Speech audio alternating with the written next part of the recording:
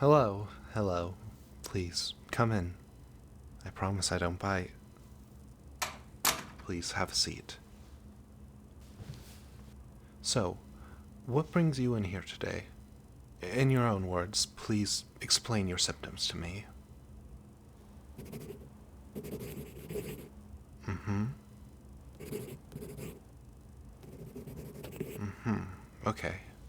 So, you're saying that you have had an improbably high number of encounters with yanderes?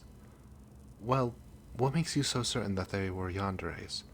Please provide specific examples if you can. I see. I see.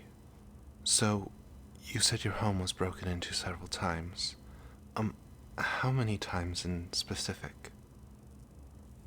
13? 13 times? Oh, you poor thing. If you don't mind me asking, do you live in a bad area? Not particularly. Well, that's good. And you're sure these weren't normal break-ins, like people trying to steal a TV or something? What was taken from you, if anything? Go on. Okay, so after the break ins, you noticed articles of clothing gone missing, especially dirty ones, as well as used toothbrushes and even combs. There's more? They left you items, sometimes as well, especially love letters or chocolate. And if you didn't eat the chocolate, they would leave you gradually more aggressive letters. Oh dear, that's horrible. Did you inform the police? They said they don't mess with yanderes? Well, that's outrageous. The police should be protecting you from yanderes. Did you take any precautions to secure your home after any of these break-ins? Nothing that worked. That's unfortunate. So, were there any other specific events pertaining to yanderes that you can tell me about? What? You were kidnapped? But, but, how did they kidnap you? Really? Someone was offering rock CDs out of the back of a white van and you just followed them in. Are you... you know what? Never mind. Keep it professional, tune. You just have to last a little bit longer. Sorry about that. Okay, so you were kidnapped, but then how are you here? How did you escape? I thought the police wouldn't touch Andres with a 10-foot pole. Don't tell me you're secretly a vigilante or superhero or something. Okay, so let me get this straight. While you were kidnapped, another yandere tried kidnapping you from the other yandere, and while they were fighting, you escaped? That's actually, that's far from the most ridiculous thing I've heard so far today. So, yeah, I believe you. I, I don't know how else you would still be around in front of me otherwise. Now, I should ask, has anyone in your family ever had a history with yanderes before? Oh, your father was a yandere? My condolences. I mean, well, I'm sure he is a great man, and I just, never mind. Sorry. Your mother still can't leave the house? uh, oh, oh no, that's so tragic, that poor woman. Well, on the bright side, I think we can safely say what you have. What you have is something called Yandere attraction syndrome.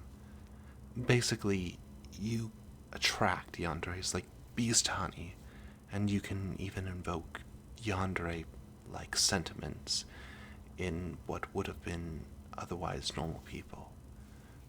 Certain genetic factors can greatly increase one's risk of contracting the disease, and judging by what you've told me, I'd say that your mother has it as well, and she passed it on to you. The genes that put you at risk, that is.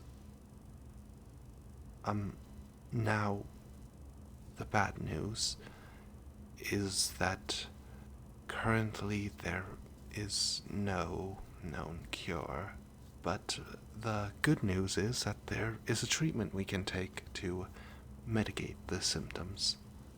But the worst news is it seems as though you have the second most severe form of the disease, type 7. For reference, type 1 might only result in being stalked. Type 2 might only result in getting sniffed in your sleep. Yes, it is a large jump. The scale is exponential. Type 8, the worst type, has in extreme cases been the cause of some civil wars. As for your type, type 7, well, how do I say this? Yeah, a lot of people are going to die. Heck, a lot of people probably already died. Oh, but don't worry, it's not like you killed them. Directly, anyway. I mean, it's not your fault. Don't cry. Here, would you like a lollipop? I usually save it for the children, but you look like you could use any pick-me-up you can get right now. Here, it's even sugar-free. Now, how is your social life? Why am I asking? Well, I'm going to be honest. Type 7 yandere attraction syndrome is highly contagious. Since you already know about the symptoms, I'm sure you can figure out why that is so dangerous. A fun fact, in some countries, those who suffer the disease are regarded as kill on sight. But don't worry, we live in a civilized society. You'll just have to be under strict quarantine for the rest of your life. Don't cry. It's not so bad. Other than the crippling isolation and the horrible food and lack of funding at containment facilities and abuse by faculty. Okay, yeah, it's pretty bad. I think someone needs another lollipop. Heck, take them all. It's probably the last decent treat you'll have. Unless you'd like me to get you out of it, save you from what essentially amounts to solitary confinement for the crime of simply having bad luck. Listen, don't tell anyone you have the disease. Just pretend you came in for a fever or something, or a bruise you thought was actually a horrifying skin condition, and just go home. After work, I can come pick you up, then I'll take you to my house. I have a really nice basement. It's got a mini fridge, air hockey, and a gaming PC. And it's not moldy at all.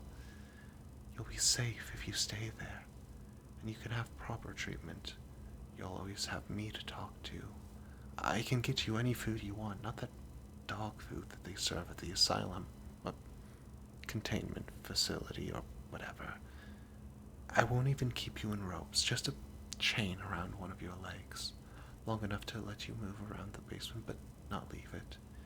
It'll be like your own little paradise. And like mine as well. Huh? Well, of course I'm Yandere for you. Who do you think wrote all those letters? I write like I talk. I thought you would have noticed the connection. Jeez. You should really pay attention to me. Well, you'll have lots of time for that when you're mine. So, what do you say? It's not like you have a choice, though, because the sedative in those lollipops should be kicking in right about now. I don't take chances after all. Just think about what we can do when we get home. Maybe I can interest you in some heavy metal CDs instead. Broaden your horizons with the possibilities. Now, if you'll excuse me, I have to go kill your father. I'm the only one you can call Daddy after all.